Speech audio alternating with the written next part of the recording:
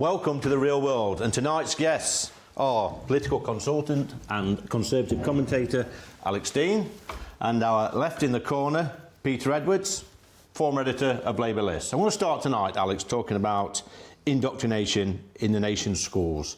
Yesterday I was stopped at Westminster Tube Station by a young man who said, "Lee, me and my friends love everything you say and do, but our teachers hate you."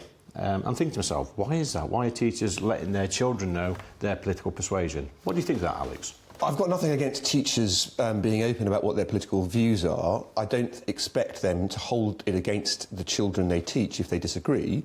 The biggest problem, it seems to me, is that there's not much diversity in the staff room anymore. There used to be a pretty even balance, I think, in the past. But moreover, if I think back, I didn't have a clue as to how most of my teachers voted. I didn't know what their position was.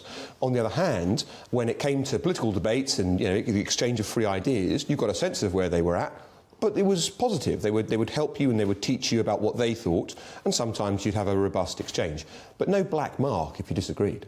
So I visit schools on a regular basis, and I remember a few months back I was at a school doing a Q&A with 5-6-year-olds, and one of the 5-year-old boys said to me, not what is your favourite pet, what's your favourite colour, which is the normal questions. He said, why did you switch from the Labour Party and go and join the Conservative Party? And I'm thinking to myself, no 5-year-old child thinks of that question. That question's been fed by his teachers. Been given it, but it's a good question. It might have been given to it by his parents. But it's a good question, right? I mean, both my parents were teachers, and they were both in their unions. We talked about politics a lot. My dad was a Conservative. My mum a Lib Dem until Brexit, when she went off them. But, there's nothing wrong with teachers and parents discussing politics with their kids. It's telling them what to think is the difference. But I think in this current climate where, we see teachers going on strike, see them asking for more money, the unions dictating to the government, dictating the terms, etc. I think, and I've seen it in my own constituency with schools where some of these union leaders that work in these schools as teachers or head teachers need to concentrate a little bit more on teaching our children how to read and write rather than dictating to the government or trying to bring a government down, which is what they're trying to do. Both my parents were union reps in their time. I've got nothing against people being representative and voluble representatives of their union. The difference is when it basically becomes a full-time job and you're not doing the work anymore. That's when you lose me. I think it's time to bring the left in the corner in, which is Peter Edwards. Evening, Peter. So, I'm talking about indoctrination, left-wing influences in schools, especially school teachers. I've witnessed it firsthand. You think I'm being honest there?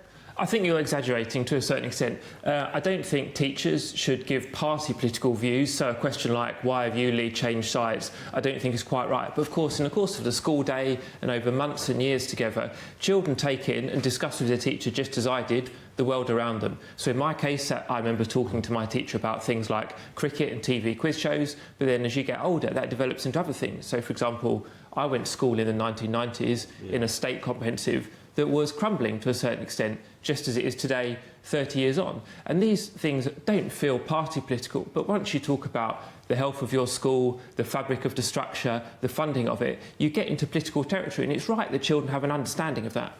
OK. Yeah, I think that's right. I also think, Lee, look, I was at a comprehensive of 1,000 souls, and I applied to Oxbridge. Was not the brightest person in my school by some way, but there's a kind of soft bigotry of low expectations, right? And there's a kind of, that's not for me. Yeah. The teachers in my school, really, when I showed that ambition, the teachers in my school really encouraged me to do it. And a bunch of them, I learned later, not at the time, I learned later, were massive lefties who had views very contrary to mine, but they wanted to support somebody with that kind of ambition. That's a teacher that I look up to, and I mean, they were massive mentors for me, actually. I was very lucky to have them. But if you'd asked me, did I know how they voted at the time?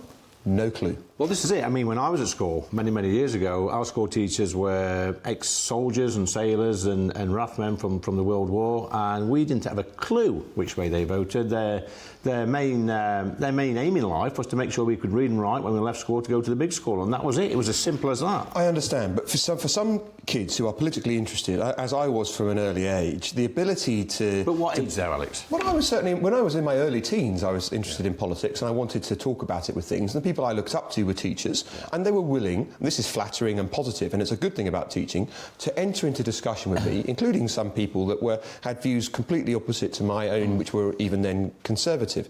That is a good thing, Lee. We should welcome that kind of debate.